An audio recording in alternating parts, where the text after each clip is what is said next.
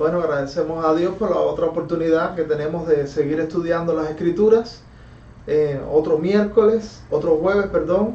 Ya estamos en el tercer estudio de esta serie de 5 temas introductorios.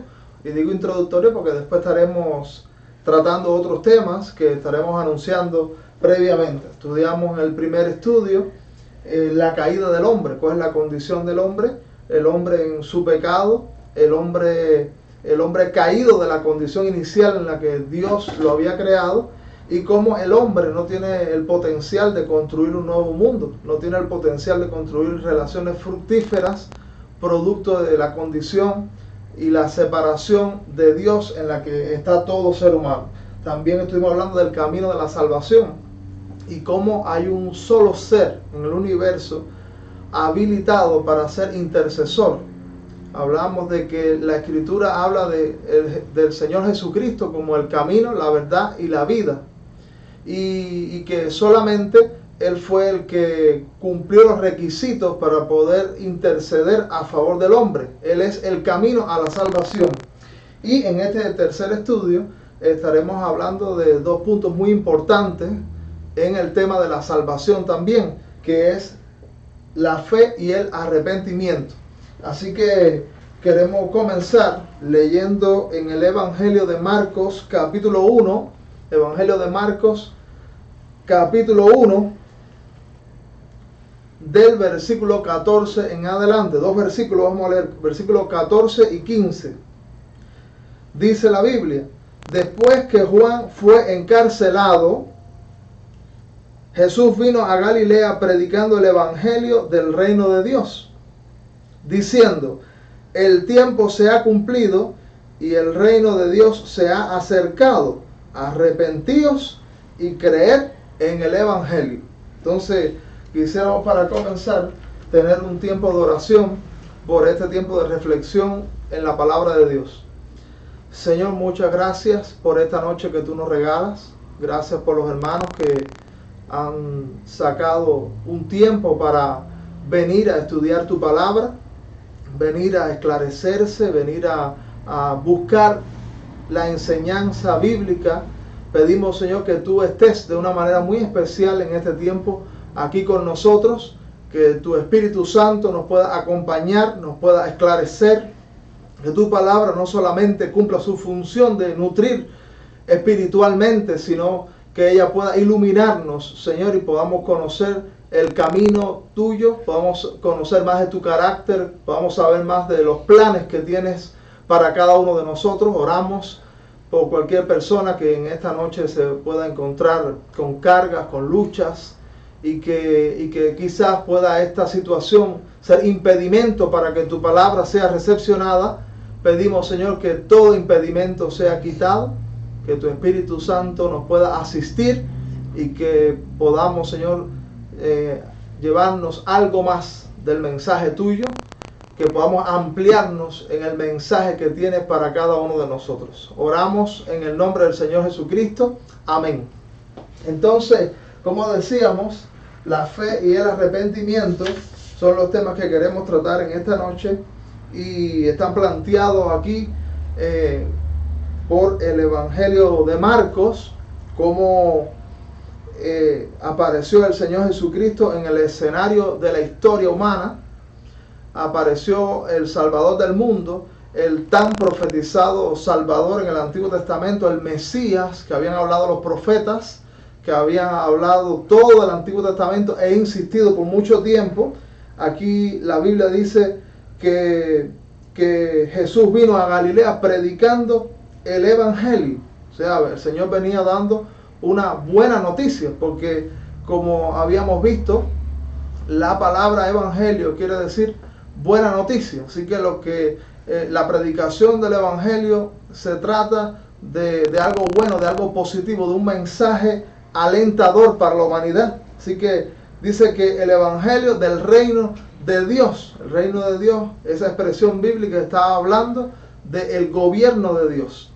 Entonces, hay buenas noticias acerca del gobierno de Dios, diciendo el tiempo se ha cumplido. Quiere decir que en el reloj divino en el calendario del cielo, había un tiempo específico, un tiempo diseñado para propósitos salvadores para la humanidad. Así que el Señor dice, el tiempo se ha cumplido, el reino de Dios se ha acercado. Quiere decir, la posibilidad de relacionarnos con ese gobierno de Dios otra vez acertadamente, la posibilidad de tener una relación plena y estar bajo el reino de Dios otra vez se hace posible. Por eso dice, el tiempo se ha cumplido, el reino de Dios se ha acercado. Y dice, arrepentíos y creed en el Evangelio. Aquí está planteado los dos aspectos que queremos tratar en esta noche. Arrepentíos y creed en el Evangelio. La Biblia nos enseña que lo que se perdió en el Edén, cuando también estudiamos el tema de la caída del hombre, la Escritura nos enseña que lo que se perdió en el Edén fue la relación con Dios. Lo que se perdió en el Edén fue la armonía de relaciones que había de manera especial entre Dios y el hombre, por supuesto, como habíamos visto, producto de esa crisis de relación con Dios. Las otras relaciones también entran en crisis. Hay un problema con las otras relaciones también. Por eso hay un problema de relación entre Adán y Eva. Hay un problema de relación también con la naturaleza. Hay un problema de relaciones en todos los sentidos. Y el hombre, nadie se puede escapar del gobierno de Dios, porque Dios es el rey del cielo y la tierra. Y no es posible darle golpe de estado a Dios, porque Dios es el ser más poderoso del universo, pero sí se afecta la relación con el reino de Dios, porque dentro de todos los reinos, hablando en ese sentido de gobierno, dentro de todos los gobiernos hay opositores, hay disidentes, hay gente que no comulga, que no está de acuerdo o constituye rebeldes dentro de ese reino. Entonces Adán y Eva quedaron bajo el reino de Dios, gobernados de manera providencial, pero ellos ahora tenían una relación de rebeldía. Ellos eran opositores, ellos eran gente negativa dentro del reino de Dios. Y Jesús dice, el tiempo se ha cumplido, el reino de Dios se ha acercado, en el sentido de que otra vez se abre la posibilidad para que los hombres tengan relación plena, y para que al estar dentro del gobierno de Dios, del reino de Dios, no sean rebeldes, sino que funcionen como hijos de Dios, que es el estado inicial en el que Dios creó a todo hombre. Así que el tiempo se ha cumplido, el reino de Dios se ha acercado. ¿Y cuál es el mecanismo para que nosotros podamos otra vez estar en plenitud de relación con el reino, bajo ese gobierno de Dios, y el Señor tenga acceso a todo lo que somos, y el Señor vuelva a mandar y vuelva a orientar en nuestra vida? Bueno, dice la Biblia, arrepentíos y creed en el Evangelio. Esos son los puntos que queremos tratar en esta noche.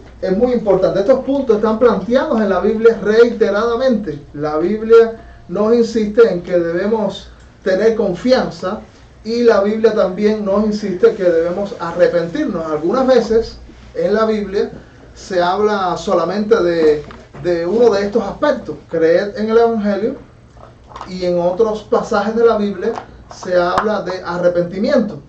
Pero en realidad estos dos puntos, estos dos aspectos, son aspectos que no funcionan separados, sino que son dos caras de una misma moneda, como vamos a estar viendo. La Biblia, por ejemplo, en un pasaje tan conocido como Juan 3:16.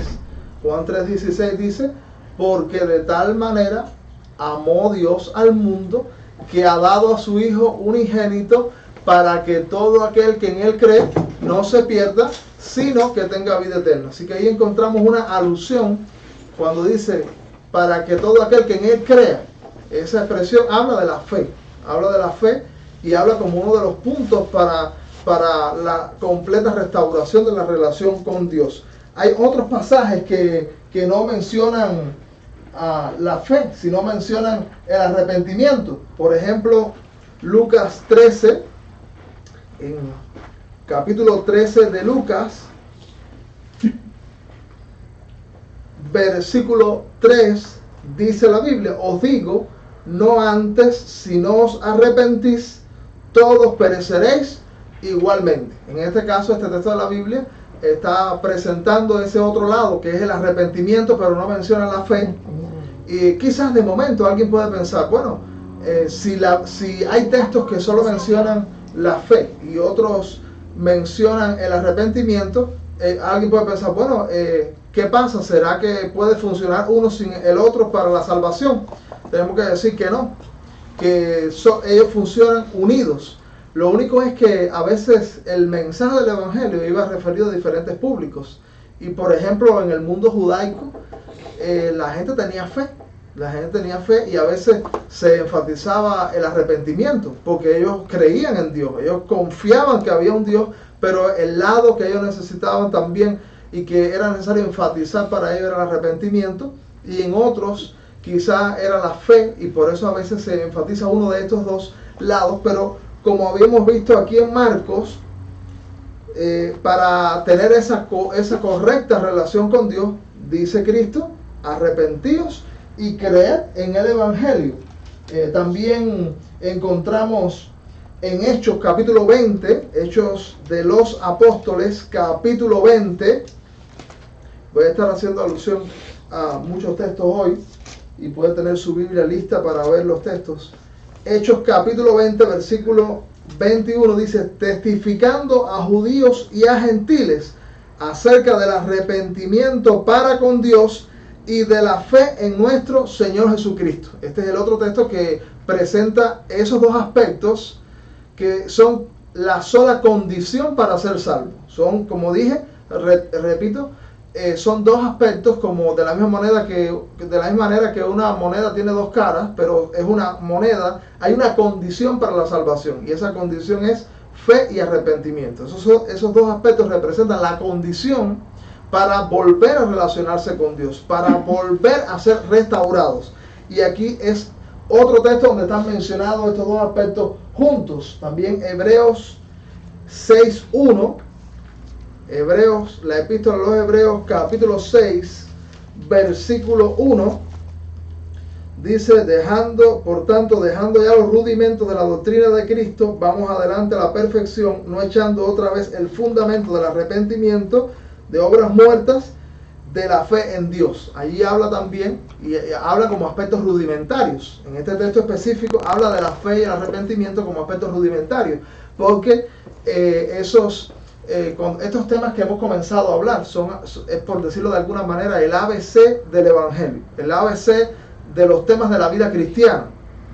Y en estos estudios estamos dando un asomo. No es que estamos siendo todo lo exhaustivo que se puede ser al tratar de los temas, sino que estamos dando un asomo, estamos dando un avance de algo que se puede decir acerca de estos temas. Igualmente, hoy en la noche no tenemos la pretensión de agotar lo que implica cada uno de estos temas, sino que igual daremos un asomo del aspecto de la fe y el arrepentimiento.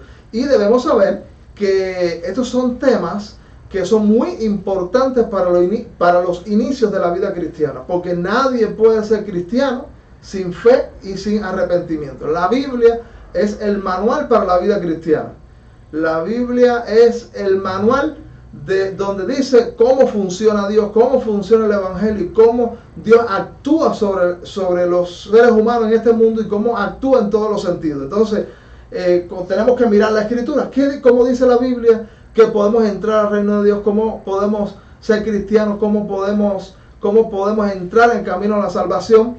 Dice la Biblia, en la fe y el arrepentimiento, como hemos visto. Pero digo que lo presenta como tema rudimentario, como tema inicial, porque se aspira a que nosotros en la vida cristiana vayamos avanzando a una multitud de temas que hay en la Escritura planteados. Por eso aquí dice, y aquí lo que está recomendando en Hebreos, es que estos cristianos ya había pasado el tiempo y el Señor tenía la aspiración de que ya fueran maestros, que no fueran solamente gente que otra vez estuviera recurriendo a las mismas verdades, y verdades que debían ser el fundamento sobre el que se asentaba toda la vida cristiana. Y fíjense ustedes pueden ver aquí en el capítulo 5, versículo 12, donde dice, porque debiendo ser ya maestros, después de tanto tiempo, tenéis necesidad que se os vuelva a enseñar cuáles son los primeros rudimentos de las palabras de Dios, y habéis llegado a ser tales que tenéis necesidad de leche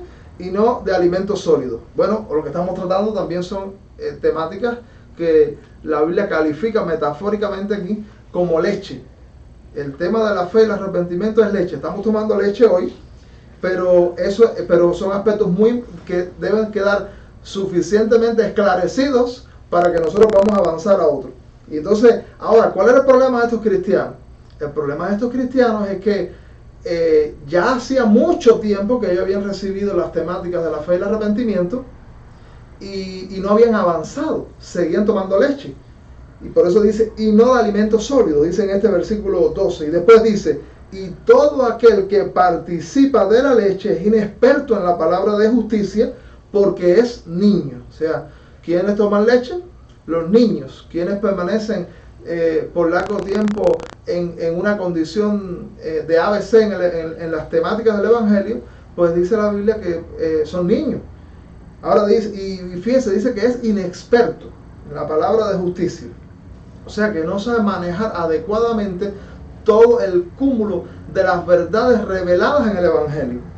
Entonces sigue diciendo en el versículo 14, capítulo 5, versículo 14, dice, pero el alimento sólido es para los que han alcanzado madurez. O sea que vamos a entrar en otros temas en el futuro y aspiramos que bueno, hermanos que nos acompañan, ustedes que están aquí y otros que estamos seguros que se sumarán, podamos avanzar mucho en temáticas que nos conducen a la madurez más y más en la vida cristiana.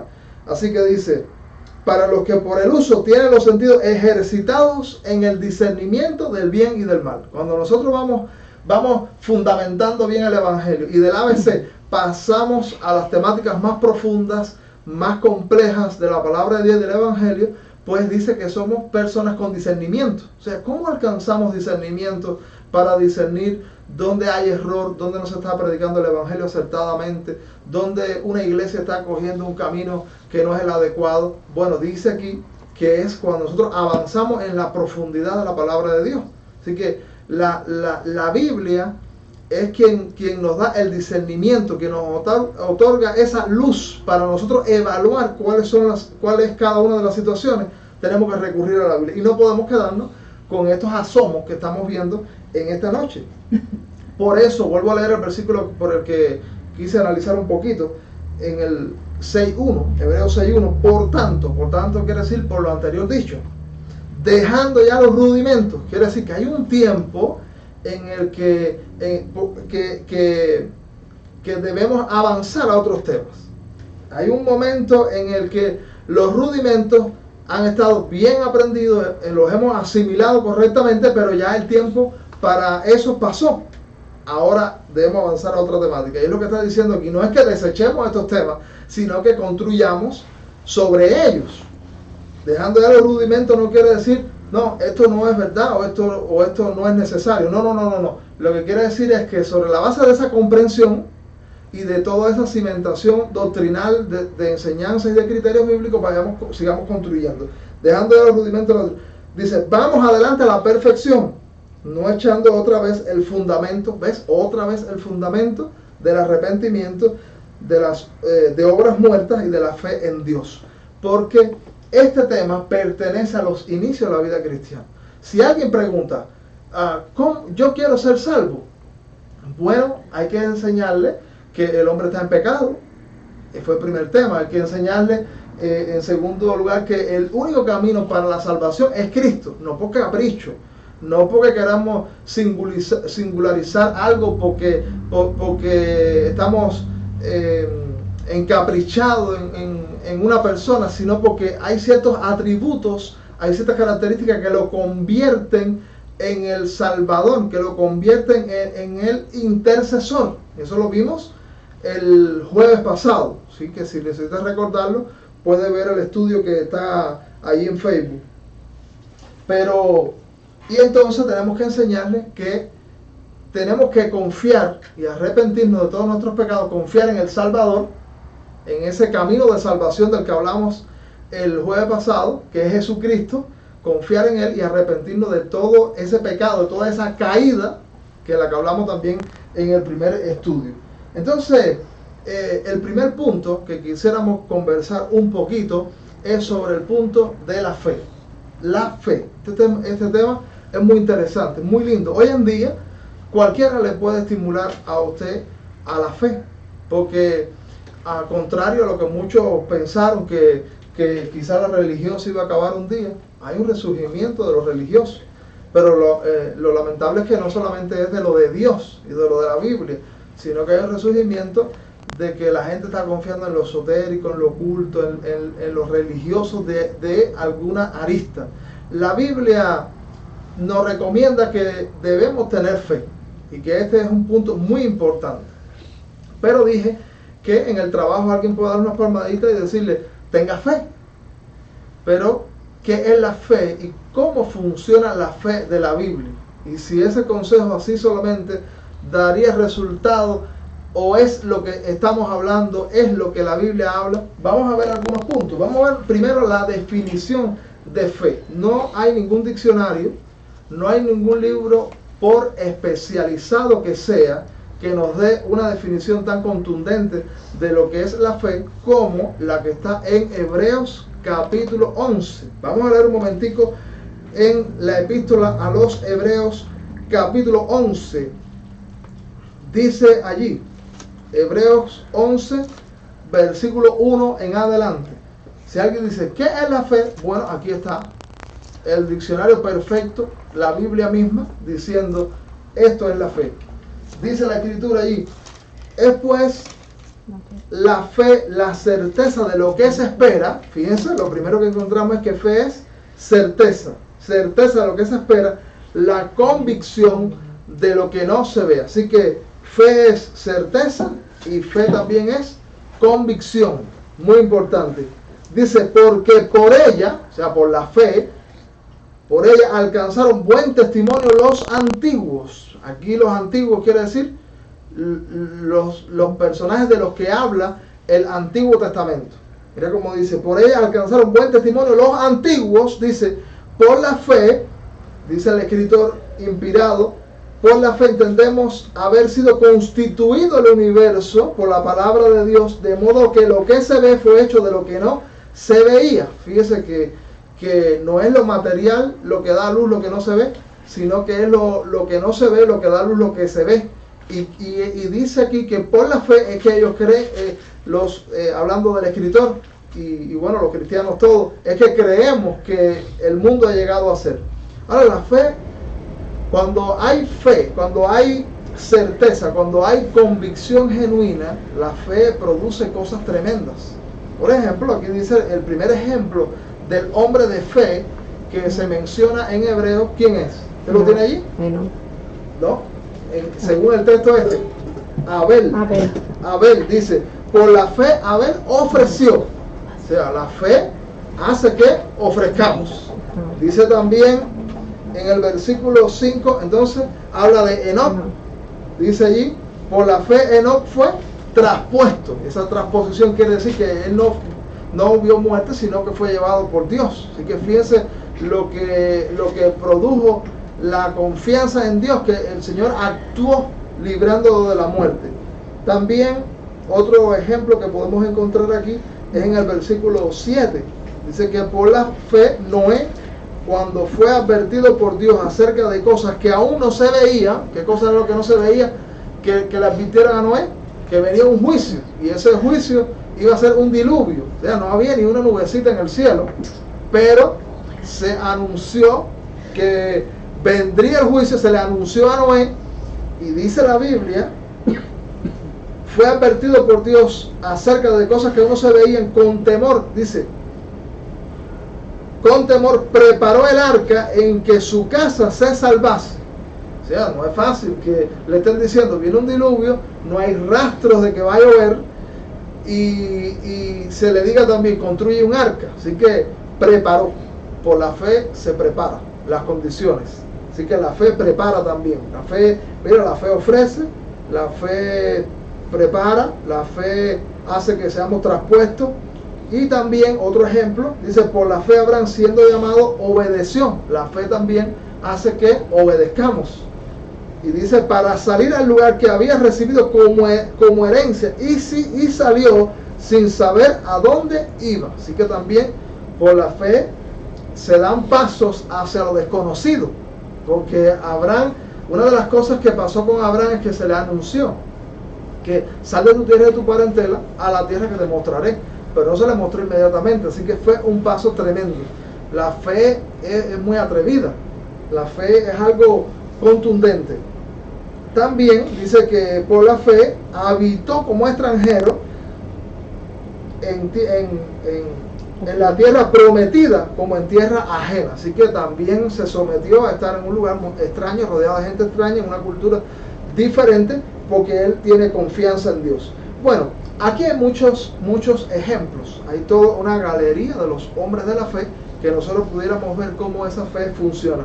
Ahora, muy importante es que no es posible agradar a Dios sin fe. No es posible tener contacto con Dios si no hay fe. En un estudio que di hace tiempo en la iglesia, lo titulé El sexto sentido. Y lo que yo quería decir era que hay 5 sentidos para comunicarnos con este mundo físico. Tenemos el ojo para ver, el tacto para tocar, el oído para oír, el olfato para oler, pero ninguno de esos sentidos nos sirven para comunicarnos con lo espiritual, nos sirve para comunicarnos con lo invisible. ¿Cuál es el sentido para comunicarnos con lo espiritual? Ese es el sexto sentido, y es la fe. Mira cómo dice en el versículo 6, Hebreos 11:6, pero sin fe es imposible agradar a Dios, porque es necesario que el que se acerca a Dios crea que le hay y que es galardonador de los que le buscan. Así que Dios galardona la fe, Dios galardona la confianza que nosotros depositamos en Él. Así que la fe es un aspecto fundamental para la vida cristiana y significa esa confianza, esa seguridad, ese apoyo, ese descanso. Ahí donde, por ejemplo, pensando en el descanso que produce la fe, encontramos en Mateo capítulo 11, versículo a lo que muchísimas personas apelan, Mateo 11:28, donde Cristo hace una invitación y dice: venid a mí todos los que estáis trabajados y cargados, y yo os haré descansar. Cuando nosotros venimos en fe a Él, pues la fe produce descanso, la fe es un apoyo, la fe es esa confianza de la que hemos estado hablando en este sentido. En la Biblia se habla por lo menos de 3 sentidos que tiene la fe. La Biblia, en primer lugar, habla de la fe salvadora. La fe salvadora es la fe para comenzar a la vida cristiana. La fe salvadora es la fe que nos hace hijos de Dios. Es la fe en la que hace que Dios sea nuestro Padre. Y la Biblia habla también de la fe existencial. Porque la fe que nosotros un día depositamos para venir a Jesucristo y para ser salvos, no es una fe de un momento y se desaparece, sino que la fe, aunque hay una fe inicial para la salvación, hay una fe que nos debe acompañar en toda la vida cristiana. Como cualquier cosa que nosotros hacemos para Dios está fundamentado en la fe, porque Dios sigue siendo invisible y porque hay muchos pasos que seguimos dando creyendo en Él y quizás sin ver físicamente, sin que algo se muestre. Así que hay una fe salvadora, hay una fe existencial y hay una fe ministerial, que la fe ministerial tiene que ver con cómo ejercemos los dones, porque de acuerdo al don, cada hijo de Dios, Dios quiere que funcione dentro de su plan. Dios quiere que funcione dentro de la iglesia y trabaje para Él. Y para eso Dios ha esparcido dones en la iglesia. Y el Señor también nos ha dotado con grados de fe en dependencia de cuál es nuestro don, de cuál es nuestro ministerio. Vamos a ver eso, vamos a ver 3 versículos, 3 pasajes donde hablan de cada una de esas fe. Por ejemplo, un texto que ya vimos en encuentro pasado, mira, ya Beatriz se acordó, le vi en la boca que dijo Efesios. Efesios capítulo 2, versículos 8 y 9. Ya ese lo analizamos en otro, pero este habla de la fe. ¿Y en qué sentido habla de la fe? Efesios capítulo 2.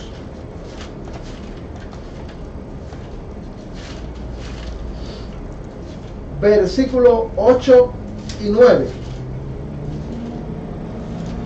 ¿Tienen allí su Biblia? ¿Lo encontraron? ¿Lo tienen allí? Dice la Biblia: ¿por qué por gracia sois salvos? ¿Por qué? ¿Cómo somos salvos? ¿Qué es lo que nos salva? La gracia de Dios. Que eso emana del sacrificio de Cristo, que es el camino a la salvación y lo que vimos. Porque por gracia sois salvos. Y la gracia es el favor inmerecido de Dios. Dice, porque por gracia sois salvos, por medio de la fe. Y esto, ¿qué cosa? La obra de salvación no es de vosotros. La obra de salvación, no, o sea, no hay nadie que pueda salvarse a sí mismo. Si fuera posible salvarse a sí mismo, pues sencillamente Cristo no hubiese venido. Hoy no se hablaría de un sacrificio en la cruz del Calvario. Hoy no se hablaría de una muerte del Señor Jesucristo. No se hablaría de una resurrección. Y no se hablaría de una obra intercesora celestial por los siglos de los siglos. Porque sencillamente Dios hubiese recomendado, bueno, hay que esforzarse para alcanzar la salvación. Pero dice la Biblia, y también lo experimentamos nosotros a diario, esto no es de vosotros. Es decir, la salvación no procede de nosotros. No hay nadie que pueda autosalvarse. No hay ninguna sociedad que pueda salvarse. Y no hay ningún camino alternativo para la salvación. No es de vosotros, dice, pues es don de Dios. Es decir, la salvación es un regalo divino. Don es dádiva, es regalo. Entonces, ahora, el énfasis que íbamos a hacer, porque por gracia somos salvos por medio de la fe. ¿Qué fe es esta? Hablamos de la fe salvadora, la fe existencial y la fe ministerial. ¿Cuál fe es esta? La fe salvadora. Aquí está hablando de esa fe inicial que necesitamos depositar en Dios. ¿Por qué? El texto es muy claro. Esto no es de vosotros, es don de Dios, hablando de la salvación, hablando de la obra que el Señor obra en cada uno de nosotros para reconocerle. Ahora, vamos también a revisar en Hebreos 3:14. Hebreos, la epístola a los Hebreos, capítulo 3, versículo 14. Dice la Biblia, Hebreos 3:14, porque somos hechos participantes de Cristo. Fíjate, está hablándole a cristianos, pero está hablando del futuro del cristiano. Entonces dice, somos hechos participantes de Cristo con tal que retengamos firme hasta el fin de nuestra confianza. Así que está hablando de un caminar y de un final al que hay que llegar, un clímax de la vida cristiana a la que hay que llegar. Y dice que somos hechos partícipes de Cristo con tal que retengamos firme hasta el fin. ¿Qué cosa? Dice la Biblia. Nuestra confianza. Dice, nuestra confianza del principio. O sea, la fe salvadora, la fe que un día ejercimos para llegar al Evangelio, para llegar a Cristo, para que el Señor obrara en nosotros inicialmente, dice que debe acompañarnos. Esa es la fe existencial, esa fe que en momentos de prueba que viene después que ya somos cristianos, en tiempos de lucha, en tiempos de que las cosas no van tan bien, o también en los momentos en que van muy bien y creemos que no necesitamos a Dios, entonces también necesitamos ejercer fe, porque si bien siempre se habla que necesitamos fe para las pruebas, pero también hay que tener mucha fe existencial cuando todo va bien, porque hay mucha gente que cuando las cosas van bien, dice, bueno, todo va bien, así que no necesito a Dios. Y no sabe que para usted sustentarse en cualquier bien al que usted haya llegado en el presente, necesita seguir confiando en Él, porque Dios es la fuente de todo bien. Así que retengamos firme hasta el fin nuestra confianza del principio. El cristiano tiene que tener una vida de fe. Su andar diario es de fe. Por eso y eso es hasta el fin. Ahora está la fe, dije también, ¿se acuerda el otro nombrecito? Ministerial. Que esa fe es para servir a Dios. O sea que el Señor también nos otorga un grado de fe especialmente para ese servicio que vamos a desarrollar para Él. Vamos a ver un versículo. Romanos capítulo 12. Tengo que llevarles por la Biblia porque es la Biblia. Si lo digo yo no me hago caso, pero si lo dice la Biblia, acéptelo porque es Dios hablando. Romanos capítulo 12, versículo 3 y 4. Romanos 12, versículo 3 y 4. Dice allí, digo pues, está hablando el apóstol Pablo, acuérdense, inspirado por el Espíritu de Dios, digo pues por la gracia que me es dada a cada cual que está entre vosotros, que no tenga más alto concepto de sí que el que debe tener, sino que piense de sí con cordura. Ahora mira, que piense de sí con cordura. Y está hablando, usted puede leer, bueno, vamos a leer un poquito más adelante el capítulo para que tú veas que el contexto del que Pablo está hablando de dones, está hablando de ministerio, está hablando de los cristianos siendo instrumentos de Dios a través de esos dones que Él pone en cada hijo de Dios. Así dice, sino que piense así con cordura, porque cuando nosotros somos usados por Dios, se nos puede subir la fama para la cabeza. Como dicen en algún lugar, no son creyentes, en el sentido de no de que creen en Dios, sino de que se creen cosas de sí mismos. Entonces, no, fulano es creyente, está queriendo decir que está enorgullecido, se cree que todo lo que él tiene procede de sí mismo. Entonces el apóstol dice, sino que piense de sí mismo, con cordura, y mira lo que dice, conforme a la medida de fe que Dios repartió a cada uno. Usted ve que Dios reparte fe y que reparte, dice allí, una medida para desarrollar el ministerio. Pero mira, para que usted vea que trata de ese aspecto de los dones, porque acuérdese que un texto sin contexto es un pretexto. Eso es un viejo aforismo de la interpretación bíblica. Todos los textos de la Biblia tenemos que ubicarlos en lo que habla antes y lo que habla después, porque eso es como un tejido gramatical y todas las palabras están en ese contexto y ese contexto le da un sentido. Así que dice allí, versículo 4, porque de la manera que en un cuerpo tenemos muchos miembros, pero no todos los miembros tienen la misma función. ¿De qué está hablando ahí? Fíjense, el apóstol está usando otra metáfora, la metáfora del cuerpo, que es tan común en la Biblia. El cuerpo tiene diferentes funciones, ¿no es así? Tenemos ojos, tenemos oídos, tenemos pies, tenemos brazos, tenemos pecho, tenemos cintura. Entonces, porque si todo fuera ojo, entonces no hay cuerpo. Entonces un ojo gigante, o qué sé yo, ¿cómo le diríamos eso? O si todo fuera pie, eso lo dice el apóstol también en 1 Corintios 12. El cuerpo es una combinación de partes diferentes que se ayudan mutuamente.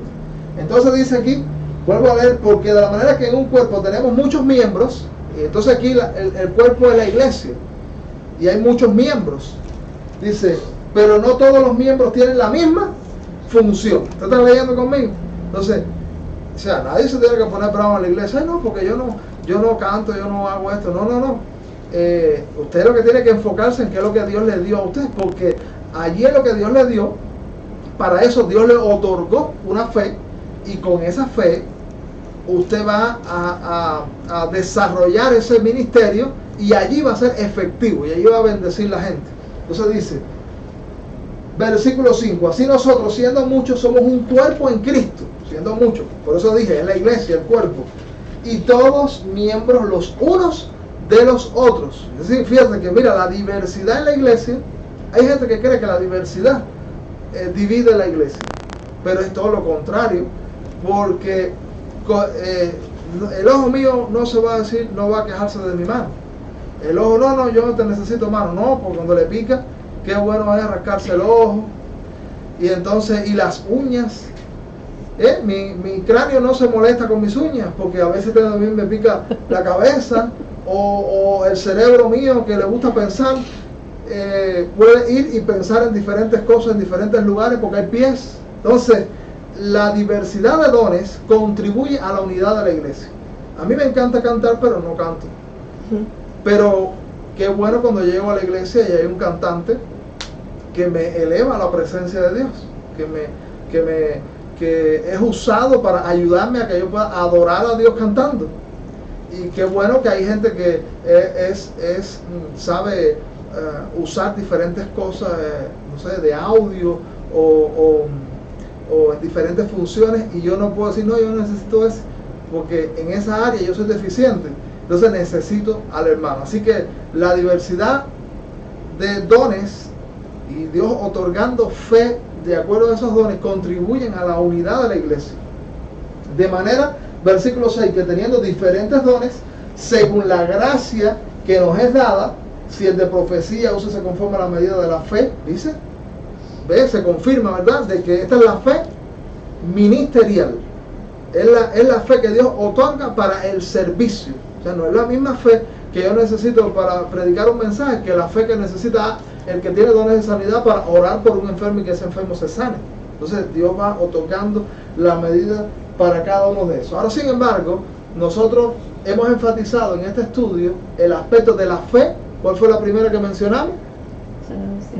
La fe salvadora.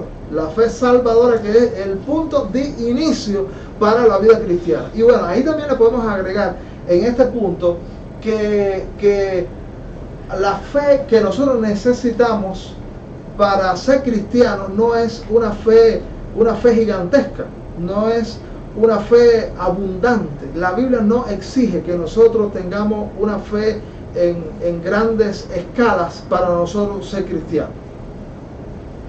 Se puede, porque y de hecho también es muy difícil que alguien que venga de un contexto hostil a Dios, porque todos venimos de diferentes hostiles, algunos venimos educados en materialismo, o alguien fue educado en otra religión, o fue educado en otras cosas, y entonces de acuerdo a cómo venga de ahí, de acuerdo a la información y a lo que le enseñaron, esa persona generalmente tiene una fe flaca, una fe débil, una fe minúscula. Y entonces una cosa linda es que el Señor no nos exige la fe grandiosa para nosotros ser hijos de Dios. ¿Sabe que una fe pequeña puede efectuar grandes milagros?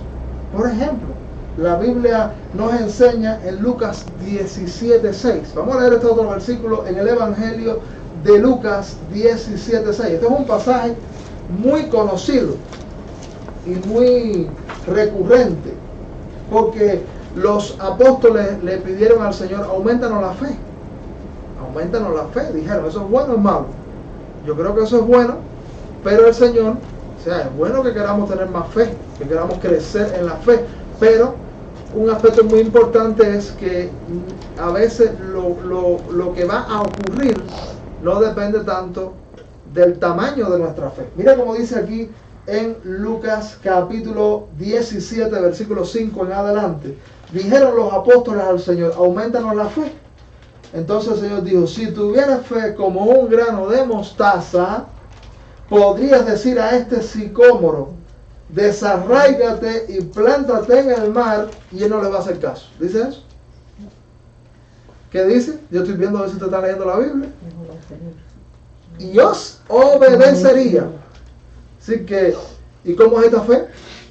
¿Cuál es el símil? ¿Cuál es la comparación con esa fe? El grano de mostaza. El grano de mostaza es un grano minúsculo. Tuve la oportunidad de verlo. Unos que fueron a Israel trajeron una semillita en un hilito, o varias semillitas y fueron a un culto y pusieron muchas semillitas en un sobrecito y las repartieron en el culto y le estimularon a hacer un examen allí de la semilla y después dieron una enseñanza acerca de este pasaje. La fe, fíjense que, digamos, una semilla grande, por ejemplo, la semilla del aguacate. La semilla del aguacate es más grande. El Señor no se le ocurrió pensar en el aguacate, pensó en una semilla pequeña y dijo, si tuvieres fe como un grano de mostaza, podría decir a este sicómoro, desarráigate y plántate en el mar, y os obedecería, porque la fe, lo que hace falta es fe sin importar el tamaño de esa fe. Y el llamado que el Señor está haciendo a la humanidad en creer en mí, Él no está pidiendo que ellos esperen a tener una gran fe para Él darle todos los beneficios de la salvación, todos los beneficios de la obra del Espíritu, todos los beneficios del fruto del Espíritu. No, no, no. Él dice, tenga fe en mí y yo voy a obrar en su vida. Aunque tu fe sea pequeñita, aunque tu fe a veces se tambalea, si es fe, el Señor garantiza que Él va a volcar su obra hacia usted, hacia mí, hacia el que la ejerza. Ahora, aquí hay que enfatizar algo también en este punto que yo creo que a veces me parece a mí que no se enfatiza lo necesario. Y es que lo más importante no es tanto la fe en sí misma como el objeto de la fe. Y eso es algo que el otro día creo que hablamos aquí, después de uno de los estudios, nos quedamos conversando, el objeto de la fe. Porque dije que hoy se recomienda la fe. Cualquiera en la calle le dice que tener fe, en cualquier tienda usted oye a alguien diciendo, hay que tener fe, en la radio, oye, hay que volver a tener fe, donde quiera usted puede escuchar la gente diciendo que hay que tener fe. Pero el asunto es que la fe no es la salvadora. La fe no es la que produce los cambios. Quien produce los cambios es Jesucristo. Quien hace la obra y quien tiene el potencial es Jesucristo. Entonces es muy importante el objeto de la fe. Se cuenta de un predicador que vino presentando una hermana de la iglesia, una hermana que era consagrada en la iglesia, alguien que era entregada a las cosas del Señor, y entonces se le presentó a otro y le dijo, mira, aquí hay una hermana de gran fe. Y entonces ella replicó y le dijo, no, hermano, se equivoca usted. Yo soy una mujer de fe pequeña, pero en el gran Dios. Porque lo importante es dónde está colocada nuestra fe. Hay mucha gente que tiene fe. Son más, yo me atrevo a asegurarles en esta noche que son más la gente de fe que los incrédulos. Porque la incredulidad hay que inculcarla. La fe viene en el ADN de nosotros porque eso lo puso Dios en la creación. Para que la gente llegue a ser incrédula, eso hay que inculcarlo. Pero la fe, eso viene. La gente, cuando no cree en el Dios verdadero, cree en un palo, cree en una piedra, cree en otro hombre, cree en el dinero, cree en el trabajo, cree en lo que sea, pero deposita confianza en algo de este mundo.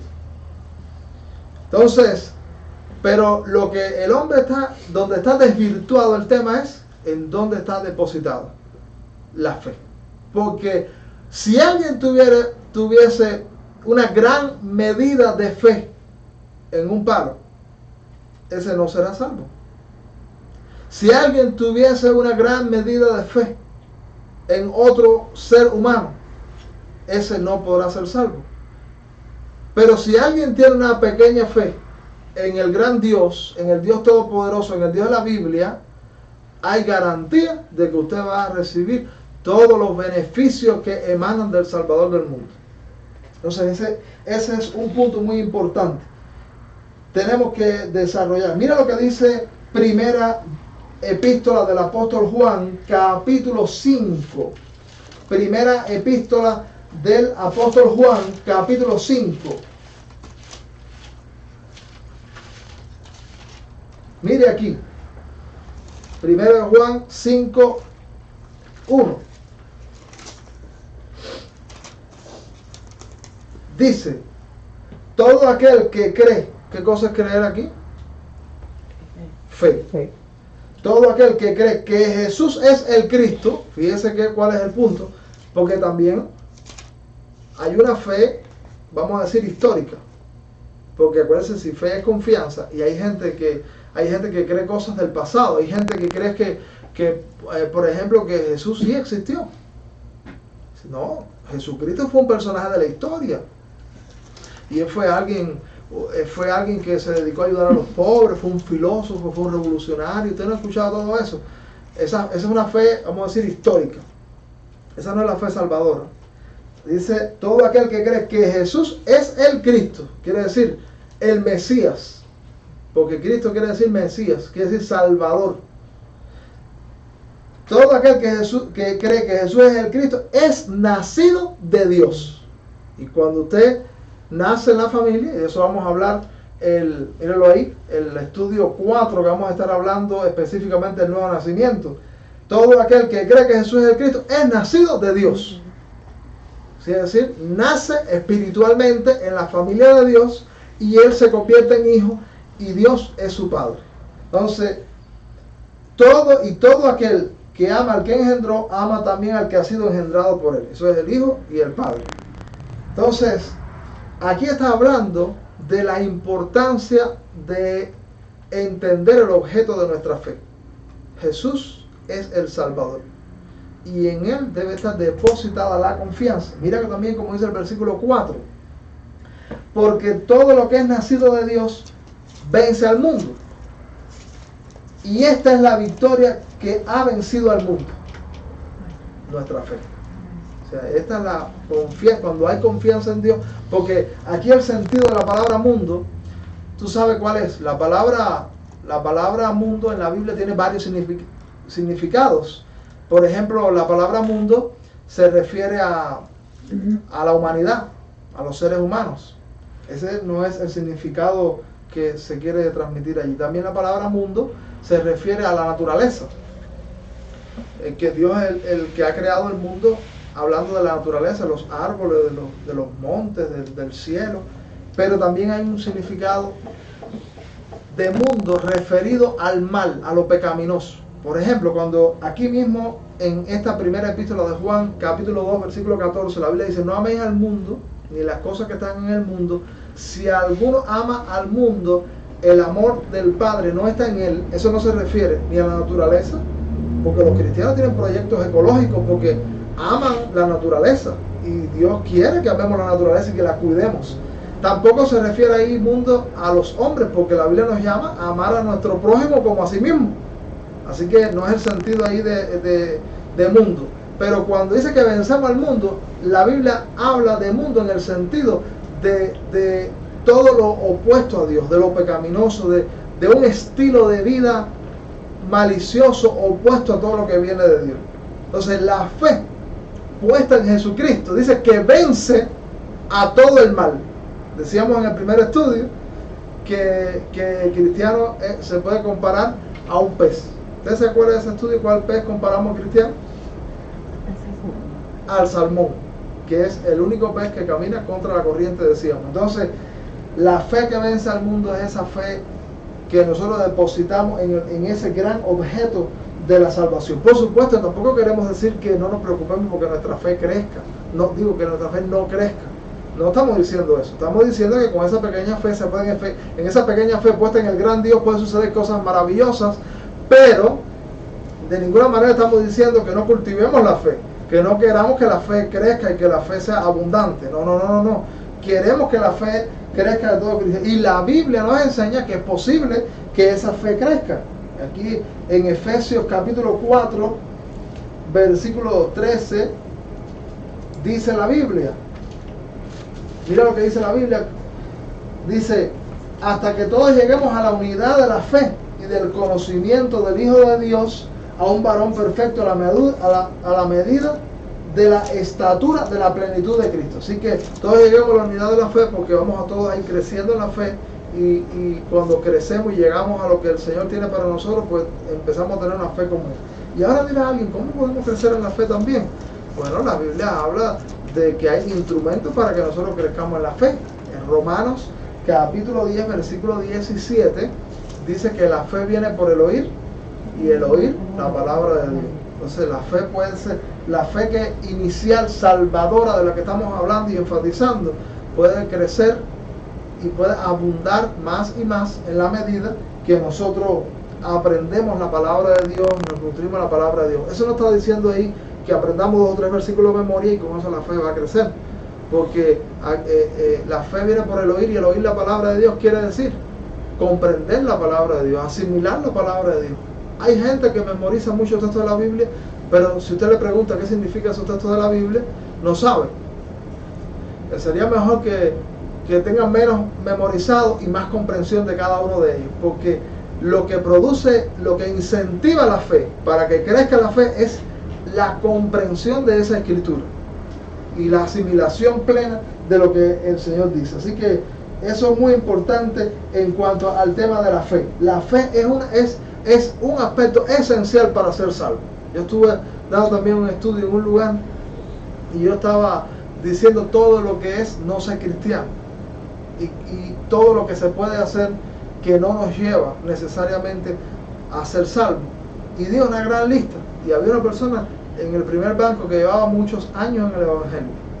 Yo, por ejemplo, dije que asistir a los templos, diezmar, leer la Biblia, orar, que nada de eso nos convierte en cristianos. Y entonces la persona dice, después que terminó el estudio, yo dije que cómo se podía ser salvo, pero parece que se quedó en la introducción de todo lo que no era ser cristiano. Y me dije, entonces, ¿cómo somos cristianos? Dice, bueno, hay que tener fe y arrepentirse, con fe en Jesucristo y arrepentirse de los pecados y usted es salvo. Pero hay mucha gente que practica muchas disciplinas cristianas, pero no ha confiado en Cristo para salvación, ni se ha arrepentido de sus pecados. Hay mucha gente que está en los templos y ofrenda más que alguno de nosotros y canta más que alguno de nosotros y son fieles a congregarse, pero ellos no han ejercido esta condición plenamente para la salvación. Entonces, el otro punto entonces que queremos tratar es el arrepentimiento. El arrepentimiento. ¿Qué cosa es el arrepentimiento? ¿Qué significa bíblicamente el arrepentimiento? Recuerden que para entrar bajo ese gobierno de Dios, dijimos al principio, hay que creer en el Evangelio y arrepentirse. La palabra que se usa en el original para arrepentirse es metanoía. Metanoía. ¿No le suena esa palabra? Que esa es una palabra griega. El Nuevo Testamento fue escrito en griego y eso habla de metamorfosis, de cambio. Entonces, cuando estamos hablando de arrepentimiento, estamos hablando de un cambio de camino, de un cambio de mentalidad, de un cambio de actitud. Cuando la Biblia dice, tienes que arrepentirse, dice, tienes que metanoía, tienes que, depende de la conjugación que tenga la palabra en el griego, tiene que ocurrir un cambio que el Señor obra también y colabora para que eso se pueda dar y nosotros ser transformados en ese sentido y venir a Cristo. Si alguien puede enfrentarse con la palabra de Dios en algún momento, puede escucharla y puede incluso llorar y puede sentirse mal y todo queda en una cuestión sentimental, nosotros no podemos decir que esa persona se ha arrepentido. Hay mucha gente que frente a la palabra de Dios se quebranta y desde que se empieza a hablar la palabra de Dios ellos empiezan a soltar lágrimas hasta que se termina. Eso es un mar de lágrimas, pero que eso esté pasando no quiere decir que hay un arrepentimiento. O también hay personas que a veces comprenden aspectos muy importantes de la palabra de Dios y después las recitan mejor que algunos predicadores o algunos maestros de la Biblia. Las recitan de una manera tremenda porque la comprendieron intelectualmente, pero que ellos hayan comprendido eso no quiere decir que en ellos ha ocurrido el arrepentimiento.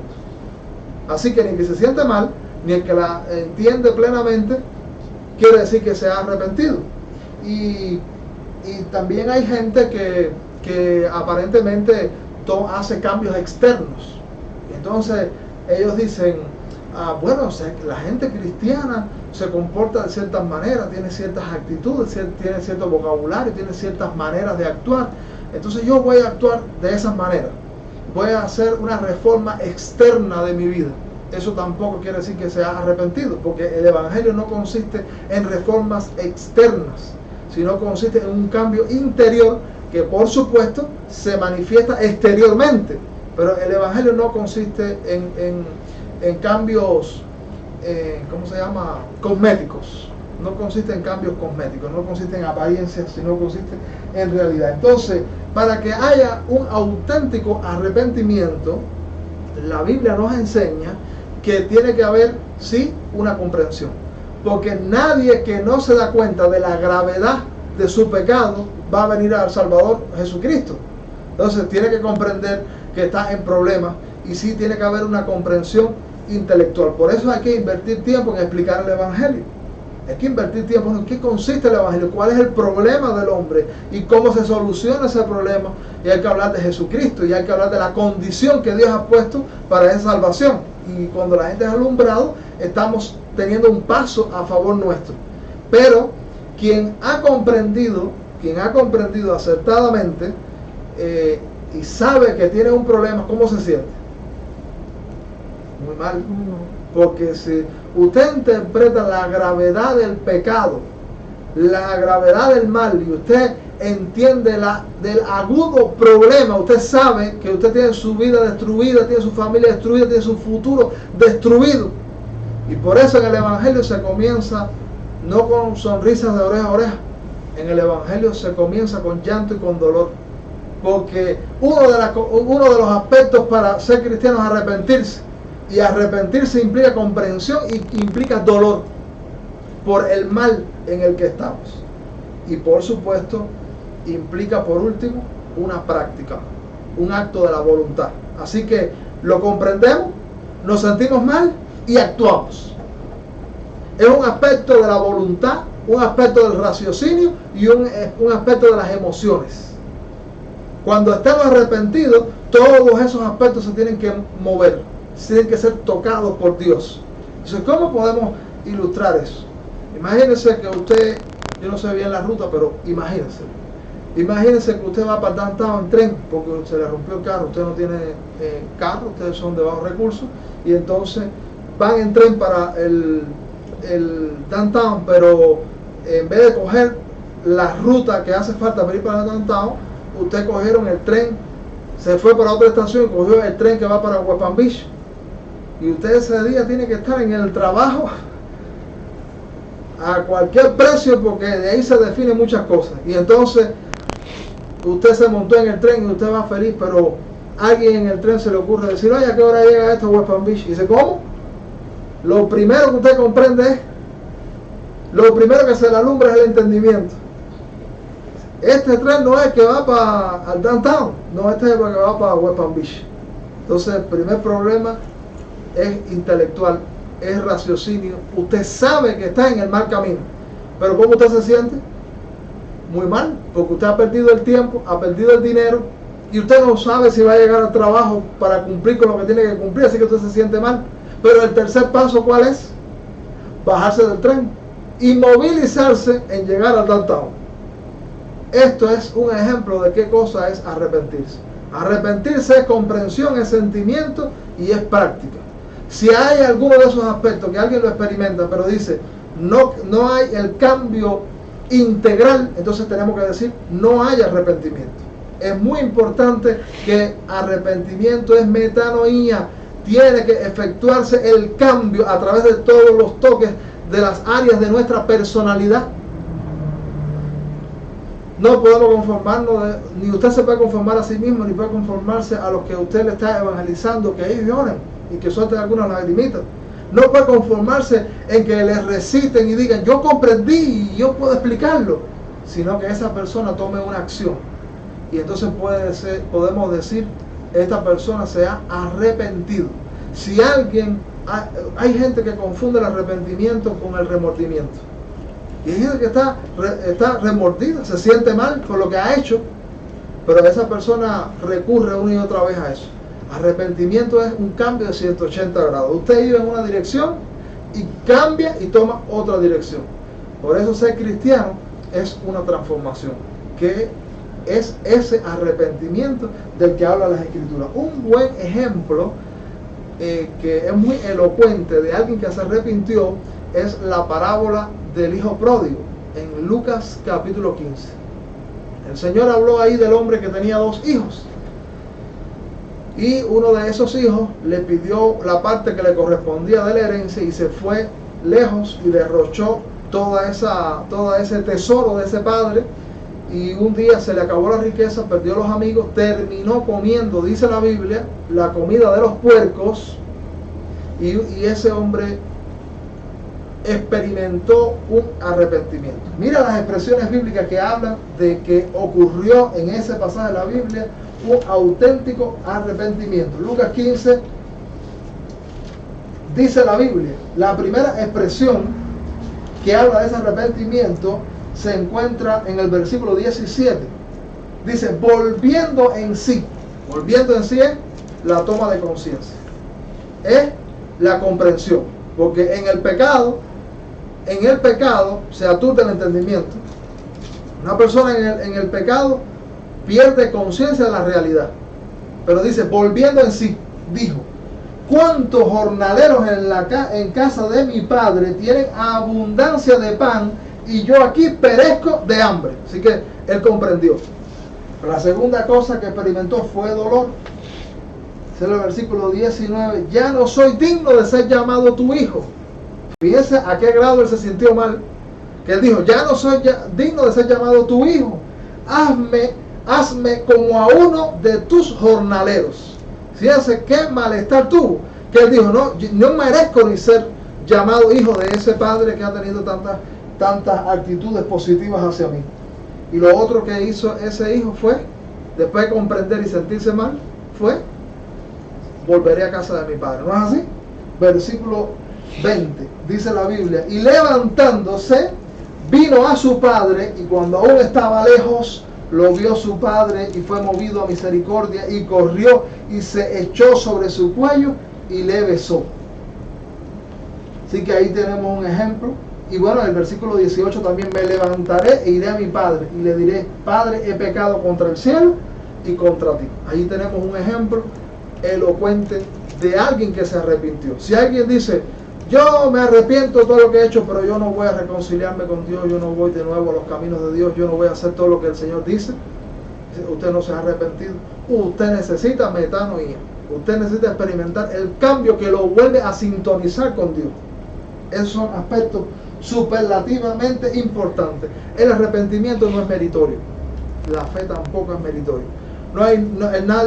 Nadie por estos dos aspectos para convertirse en cristiano, por estos dos aspectos no se le va a dar ningún premio, porque la salvación no es por mérito humano y la fe es un descanso en Dios, y el arrepentimiento es abrazar otra vez al Señor. No merece los méritos por los que somos salvos son los de Cristo en la cruz del Calvario. Eso es muy importante. Debemos saber que este último aspecto también es un aspecto en el que hemos sido ayudados por Dios.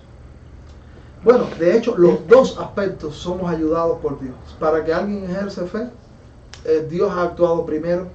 O sea, como en la creación, que dice, en el principio Dios, también en la salvación.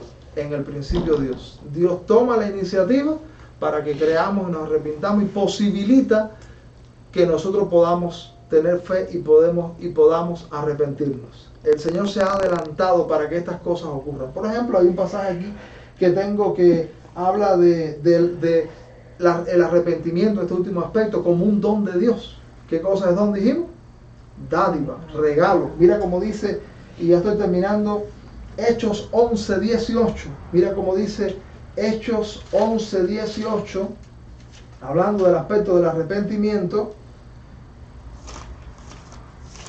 Hechos 11:18. Entonces, oídas estas cosas, callaron y glorificaron a Dios diciendo, de manera que también a los gentiles ha dado Dios arrepentimiento para vida. ¿Qué ha dado Dios? Dice, arrepentimiento. O sea que para que alguien se arrepienta, nosotros debemos ser conscientes de que hay un actuar de Dios para que esa persona diga, no quiero cambiar, no quiero seguir en el camino. Por eso nosotros lo que vamos a predicar tenemos que decir, Señor, ve tú delante, convence a los pecadores, actúa, concede que esa gente cambie para que esto ocurra. Eso es muy importante. También Hechos 5:31, hablando de ese último aspecto del arrepentimiento, mira cómo dice, a este Dios ha exaltado con su diestra como príncipe y salvador, para dar a Israel arrepentimiento y perdón de pecados. Así que el Señor es quien posibilita esa salvación.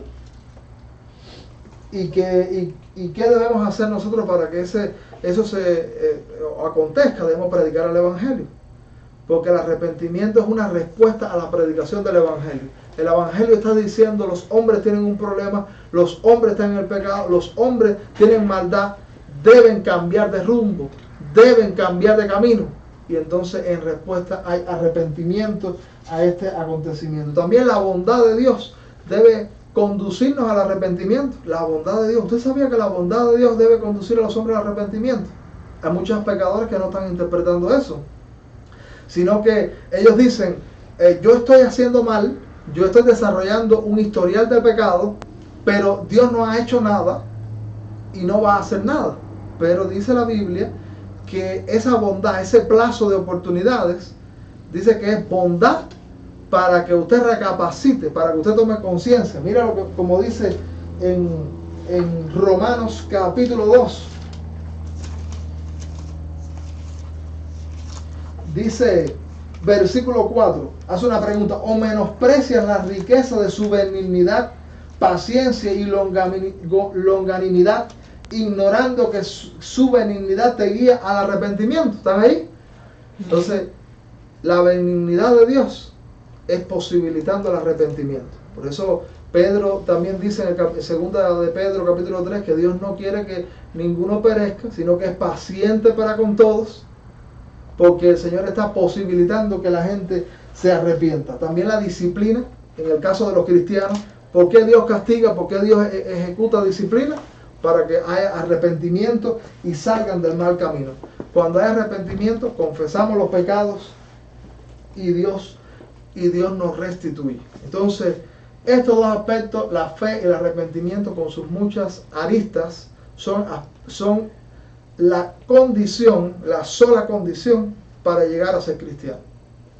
Fe en Jesucristo y arrepentimiento de los pecados. Vamos a inclinar nuestro rostro y vamos a hacer una oración, y entonces después podemos pasar a un tiempo de preguntas. Señor, muchas gracias por concedernos la posibilidad de ejercer fe en ti y también arrepentirnos de aquello que te ofende y de aquello que hemos hecho que no te agrada.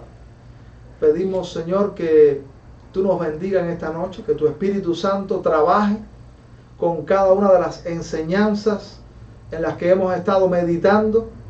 Pedimos, Señor, que al pasar los días tu Espíritu nos esté recordando, nos esté haciendo pensar en estos elementos tan importantes, en estos aspectos que son fe y arrepentimiento. Ilumínanos y concede que nosotros lo abracemos para nosotros mismos y también para aquellas personas que están cerca. Nosotros tengamos la suficiente sabiduría para comunicar la necesidad de fe y arrepentimiento. Bendícenos y continúa prosperando estos tiempos. En el nombre de Cristo, amén. Amén. Y amén. Amén.